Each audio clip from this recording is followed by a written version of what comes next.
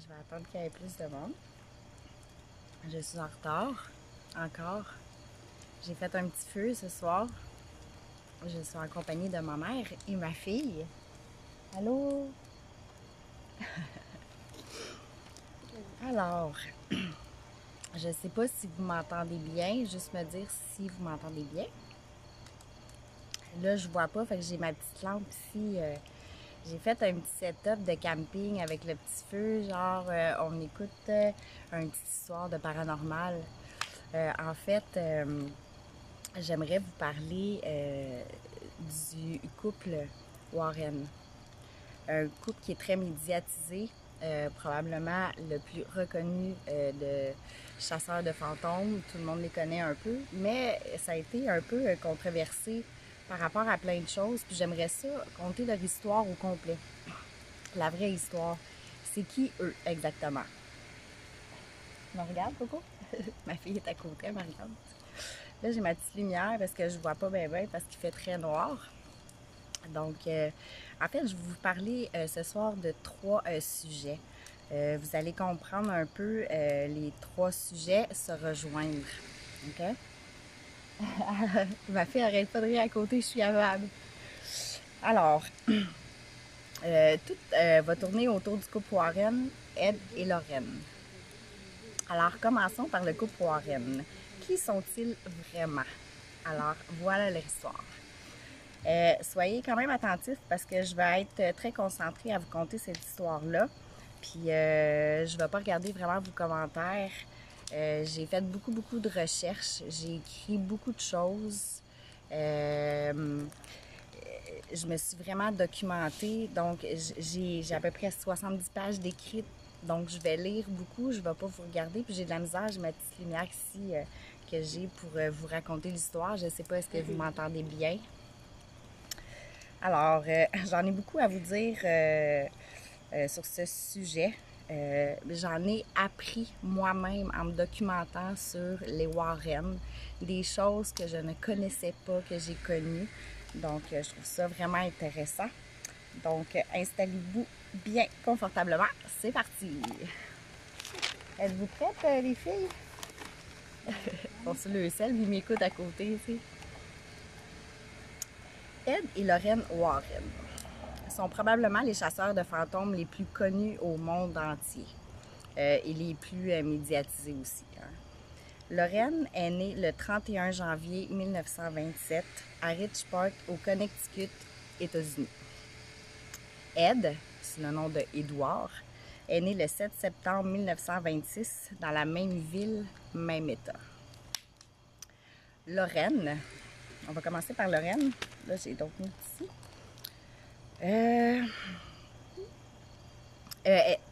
Edward, non. Je me mélange dans mes affaires. Lorraine se présente comme une médium et une clairvoyante. C'est-à-dire à la fois qu'elle est capable de communiquer avec les entités, de sentir et de prédire des événements.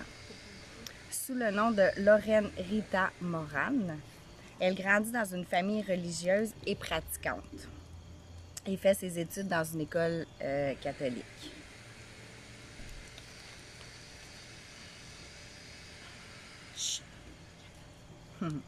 Lorraine, dès 8 ans, dit avoir commencé à voir l'aura des gens.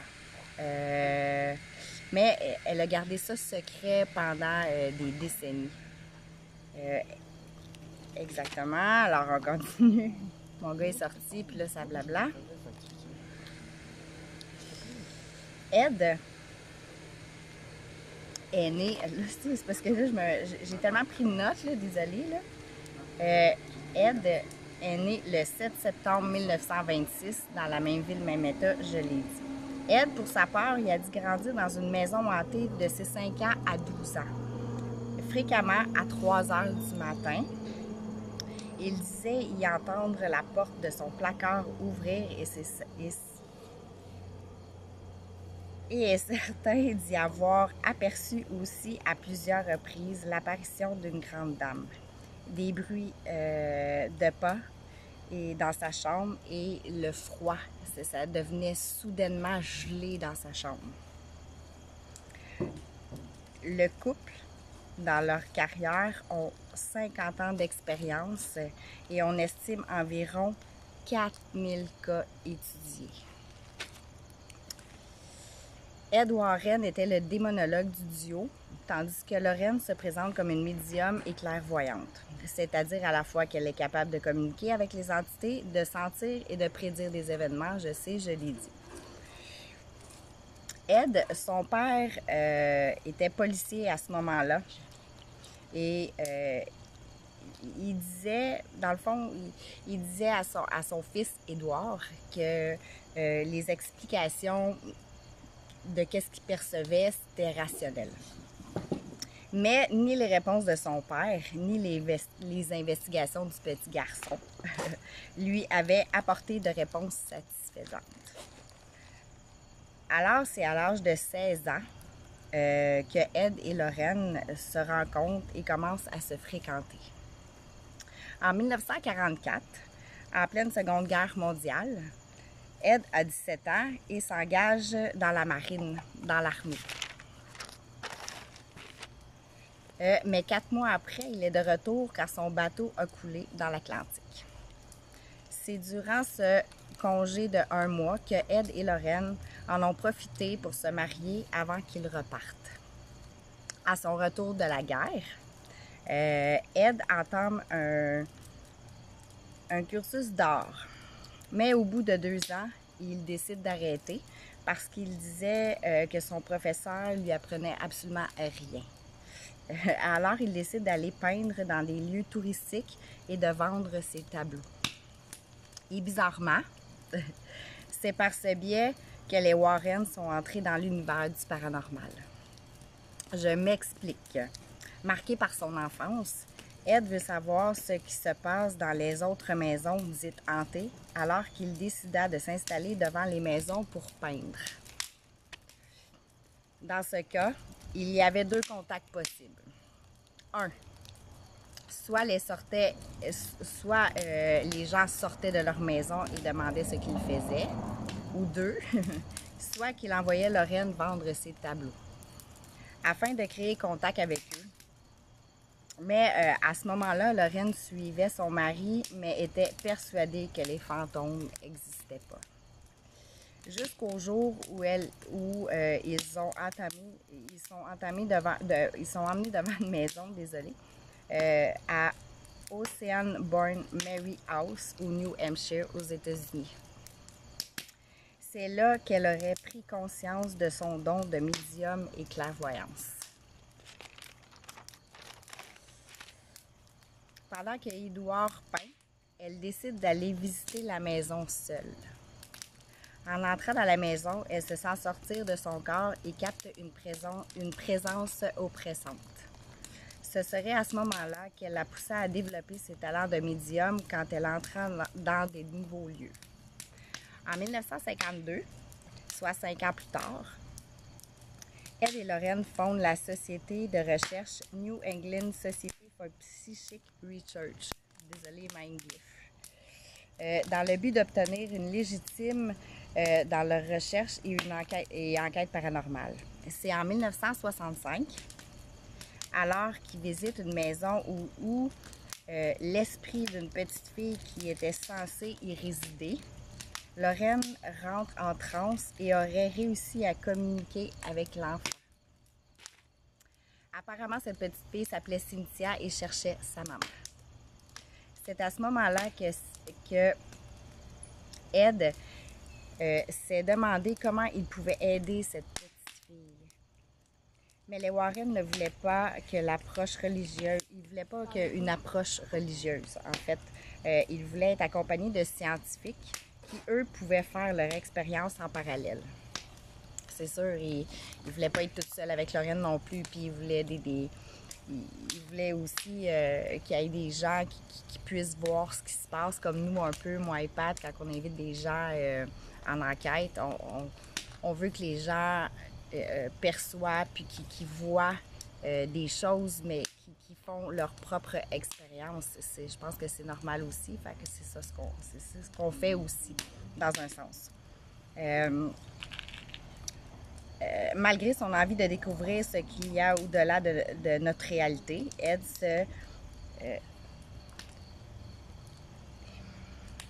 dans le fond, Ed, il a tout le temps été un peu sceptique par rapport à tout ça, pareil.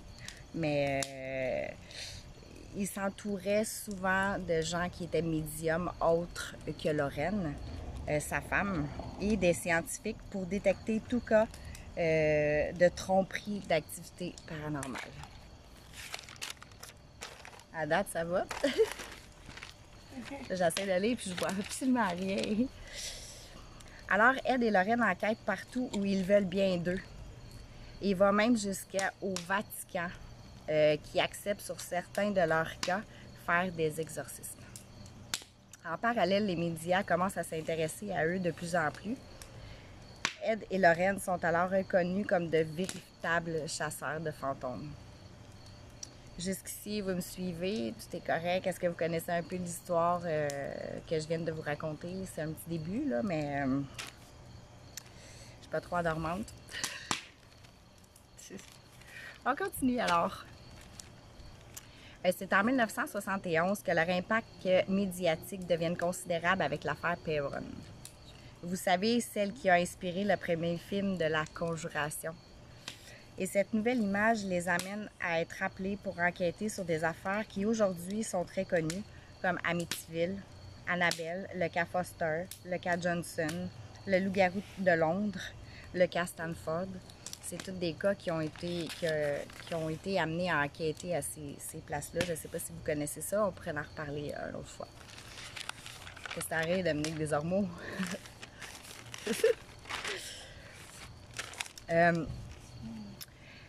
Mais tous ces cas sont minimes à ce qu'ils ont pu faire pendant 50 ans, on s'entend. Il écrit des livres, donne de nombreuses conférences. Il n'hésite pas à venir en cas d'expert dans des émissions de TV.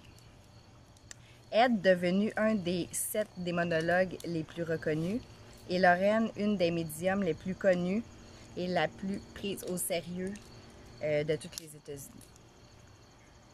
Ed et Lorraine ils ont ouvert un musée, le musée de l'occulte, le fameux musée qu'ils ont ouvert chez eux à la maison. À chaque fois qu'ils intervenaient sur une affaire, ils ramènent avec eux, si c'est possible aussi, l'objet modique qui aurait servi de porte. On y trouve entre autres la poupée Annabelle. Elle, la poupée Annabelle. Elle a changé de couleur, puis les yeux ont changé aussi, mais ça, on en reparlera aussi. La poupée Annabelle, une idole satanique, le cercueil d'un vampire moderne, des objets égyptiens, bref. La pièce contenant tous ces objets maudits, encore aujourd'hui, est bénie par un prêtre à tous les jours. Critiqué pour être ultra médiatisé, Ed répond que depuis qu'il a mis les pieds dans une maison hantée, il voulait que les médias soient présents, car c'est la seule manière de propager son message à grande échelle. Ed et Lorraine sont très croyants et s'en ont jamais caché. Cependant, Ed disait que la spiritualité pouvait protéger les gens, de mieux comprendre et de vaincre les esprits démoniaques. Souvent en enquête, il demandait aux habitants de quitter la maison. Là-dessus, il y a eu des grosses controverses car les médias croyaient suspect car ce temps leur permettrait d'installer des systèmes pour faire bouger les objets. C'est un peu ridicule, mais tout est permis. Mais après, Ed, il disait que ce temps était nécessaire pour tester les entités en les provoquant. Mais malheureusement, en 2001, Ed y a fait un ACV qui l'empêche de marcher et de parler. Pour lui, les enquêtes, c'était fini. En 2006, Edouard meurt. Laissant seule Lorraine s'occuper de l'emprise familiale avec sa fille, son gendre et son neveu. Car oui, les Warren et le cinéma, c'est une grande histoire d'amour. comme Amityville, la maison hantée, les dossiers Warren, la conjuration, Annabelle, c'est tout. C'est des cas, c'est tous des cas inspirés par eux. Ils en ont fait tellement que ça a été. Ils ont été les chasseurs de fantômes les plus connus. Est-ce que vous les connaissez ou non? En tout cas, on connaissait pas toute son histoire, mais c'est en gros, c'est à peu près son histoire. Il y a plein de monde dehors. Puis là, je vois rien, je suis sûre que j'ai sauté 50 pages parce que, il me semble que j'avais écrit plus d'affaires. Ça m'a pris 8 heures faire ça. J'ai-tu oublié des pages, moi? C'est fini? Non, c'est pas fini. On va prendre une petite pause. Avez-vous des questions à date?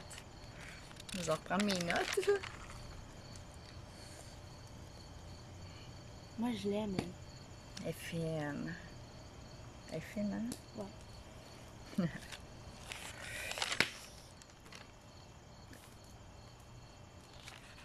Ah, ben c'est l'histoire des Warren, Dom, t'es où? C'est l'histoire des Warren. Comment ils ont commencé? À... Bon, ben tu l'écouteras en rediffusion, là. Faut que tu sois concentré quand tu m'écoutes. Oups, excusez. Mais c'est ça. Fait que, ceci étant dit, je pense que j'ai pas oublié de page, dans le fond. Non, je pense pas. Déjà fini? Ben non, c'est pas fini. Partie 2. Partie 2. Ouais, c'est ça. Là, aussi, bon. Annabelle. José, Coco, elle te fait dire... José, Coco, elle te fait dire allô. Content. José, Coco, elle fait dire. Ouais. Alors, José, j'ai hâte de te voir. Ouais, je sais pas. Ma mère était là. En plus, sa face est venue verte. Puis ma fille... il y a une photo avec Jeff Lemay sur sur le groupe. Puis, tu sais, Annabelle est assise comme à l'arrière de nous. Puis là, Jeff, il est à côté de moi. Moi, je prends la photo. Puis, honnêtement, j'ai vraiment l'impression que ses yeux, ils bifurquent vers... En tout cas, allez la voir. C'est bizarre.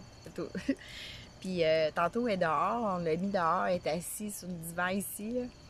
Puis, ma fille, elle s'est relevée d'abord. Puis, elle dit « Aïe, maman, Annabelle est rendue verte. » Mais honnêtement, son visage était grisâtre vert. Ma mère était là. Hein, maman? Oui.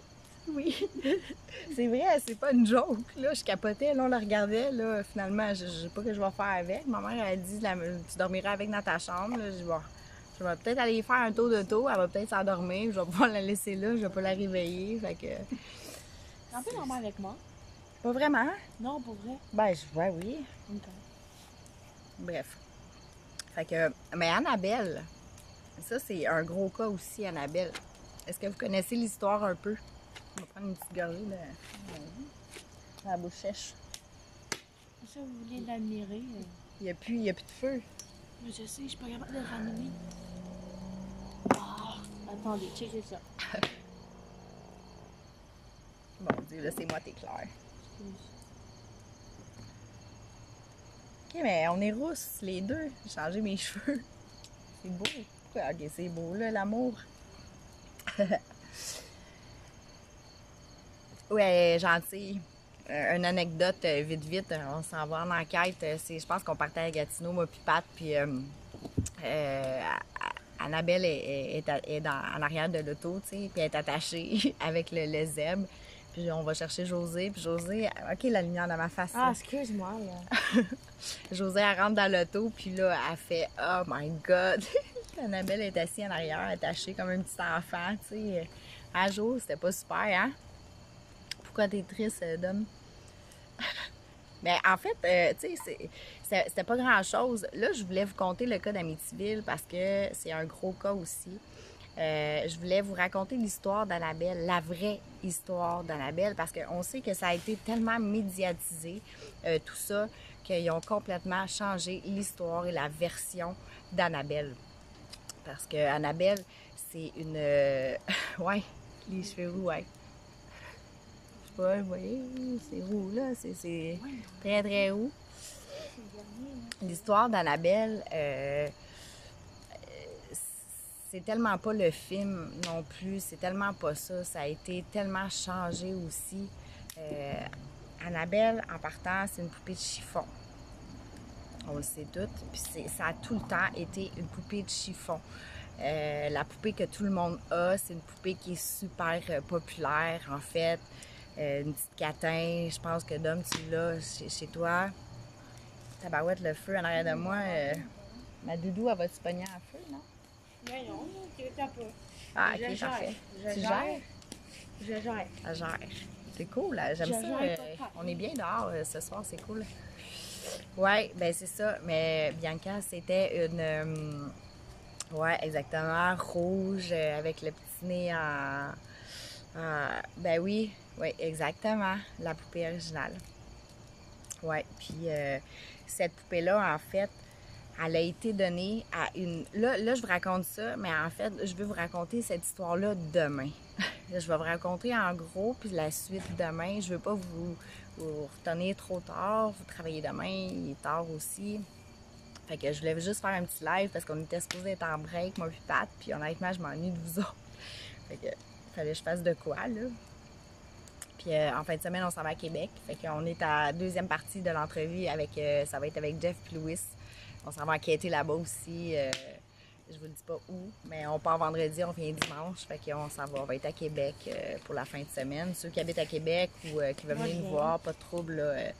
Vous savez juste à nous écrire, ça va nous faire plaisir aussi. Toi, t'es quoi? Moi, je viens. Bon. Fait que, en fait, la poupée, elle a été donnée à une... c'est ça, Adam, je me souviens pas de son nom. Ouais. Ouais, c'est vrai, t'as raison. Mais cette poupée-là, elle a été donnée à une fille qui était au collège. Elle avait 24 ans. Maman, tu te souviens-tu de son nom à cette fille-là? En tout cas, ses parents, ils ont acheté une poupée et c'est cette poupée-là qu'ils ont donnée.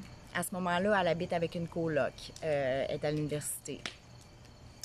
La première journée qu'elle s'est fait donner cette poupée-là, ben, tu sais, à 24 ans, tu es à l'université, tu habites avec une coloc. Ben, tu es contente, mais pas tant, là, je te dirais, tu sais. Fait qu'il y a des cadeaux meilleurs que ça. Hein? Je te donne le papier. Ouais, il est là-bas, le papier pour le feu. Fait que, elle a la poupée. C'est ça, c'est une étudiante qui a reçu ça comme cadeau. Fait qu'elle la pitch sur le lit la première journée. Elle s'en va. Puis elle se rend compte que la poupée, ben elle a bougé. Mais elle n'en fait pas un cas. Après ça, elle décide de... Tu sais, elle faisait... dans le fond, elle l'a pitché là, mais elle bougeait. Puis là, elle se demandait pourquoi, mais pas tant que ça. Finalement, elle décide de mettre la poupée comme ça sur le dos, bien normalement, sur le lit. Et elle se rend compte que la poupée, quand elle est partie, la poupée a bougé aussi. Fait que la petite catin. Fait que là, ça reste de même. Fait que finalement, encore là, elle décide, elle dit, on va voir, on va prendre la poupée, on va la mettre sur le côté, on va y mettre une jambe sur le côté, on va y mettre le bras sur l'autre côté. Puis on va voir si elle a vraiment bougé. Et la poupée, quand ils sont revenus, la poupée était casse départ sur le dos et elle avait bougé aussi. Là, il y a eu un ami à elle qui est venu chez eux parce que, tu sais, ils ont décidé de demander à lui qu'est-ce qu'il y en est, tu sais. Mais ils n'ont pas peur puis ils veulent pas s'en débarrasser. Et ce petit gars-là a probablement des dons. Il arrive chez eux, il voit la poupée, il la regarde dans les yeux et il se rend compte que cette poupée-là est démoniaque. Il y a quelque chose qui est à l'intérieur d'elle qui veut posséder. Qui est très méchante. Ils veulent qu'ils s'en débarrassent. Ils veulent pas s'en débarrasser parce qu'ils aiment la poupée. Donc, ça fonctionne pas. Ils gardent la poupée. Fait qu'une journée, il décide de quitter la maison. Donc, il met de la farine, comme qu'on fait. On met de la poudre de bébé pour voir s'il n'y a pas des traces. Attends, acheté dans les années 70, une brocante comme cadeau d'anniversaire pour sa fille. Ouais, c'est ça. La véritable Annabelle n'est pas un pantin comme dans le film. Non, c'est ça que j'ai dit. Ouais, c'est ça, exactement. C'est Annabelle n'a même pas rapport, là. La poupée a été, ça a été médiatisé, puis ils n'ont pas dit les vraies choses, mais en fait, c'est ça. La vraie histoire, c'est ça. Il n'y a pas d'explication à la fin non plus, mais bon. Fait que, ils ont décidé de mettre de la farine partout. Parce qu'ils ont dit si jamais la poupée se déplace ou c'est peut-être un canular, il y a un voisin ou une personne qui rentre chez moi puis qu'il se promène avec la poupée, tu sais, ils croient pas à ça, eux. Fait que on va voir les traces parce qu'ils mettent de la farine partout. Ils reviennent à la maison. Mais Caroline, il se rend compte que cette poupée-là, elle a bougé. Mais le pire dans tout ça, c'est qu'elle change de pièce. Mais ils ont toutes fermé les portes. C'est weird un peu. Mais il n'y a aucune trace. Aucune trace de pas dans la farine par terre. Je vais te lire, Dominique. Mais un jour, Lou, un ami, jeune femme, je faisais un peu la poupée, reste à dormir chez elle. Un cauchemar. Ouais, j'étais pas rendue là. Ben oui, c'est ça, exactement. Là, on dit à la poupée, elle a failli l'étrangler. T'as raison, Dom. Comment l'étrangler avec une poupée? C'est une poupée de chiffon avec les bras. C'est même pas des bras, c'est des... En tout cas, bref. Elle a tenté de l'étrangler. Hey, suite demain. Je suis pas fine, hein? Mais j'ai chaud en estique. Je vais partir au feu. Ah, mais j'ai de la misère. Ben non, il est très beau ton feu. Non, c'est juste quand je mets le papier. Ah, ça brûle du papier. Ça, puis du gaz, c'est pas pire. Quand je les bûche, ils brûlent pas, genre. Non, je sais. Fait que la suite, demain, je veux pas vous retenir trop longtemps. Il est tard. Vous travaillez demain, j'imagine. Puis je vais tout vous raconter l'histoire demain, en plus du cas d'Amityville. En fait, je m'ennuyais de vous autres, puis je voulais juste vous dire un petit coucou, puis je cherchais quelque chose à faire. Et je me suis dit, pourquoi pas une belle histoire autour du feu. Fait que je trouvais ça bien. Puis je voulais vous montrer mes nouveaux cheveux.